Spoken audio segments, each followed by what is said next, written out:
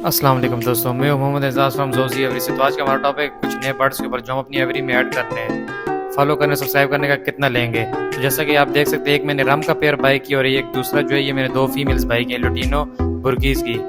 जैसा कि आपको पिछली वीडियो में ये बताया था, मेरे पेयर जो था लुटिनो बुर्कीज़ वो एक्सपायर हो गया था, तो अब मैंने जो है वो न्यू फीमेल्स ही ली है। तो फिलहाल और अब मेल्स की तलाश में, अगर किसी भाई के पास मेल्स हो तो वो मुझसे रब्ता कर सकते हैं। लुटिनो बुर्कीज़ स्पेशली मुझे चाहिए मेल्स। तो मज़ीद ही मैं इन पे ऊपर वीडियोस बनाऊंगा और आप लोगों के साथ शेयर भी करूंगा।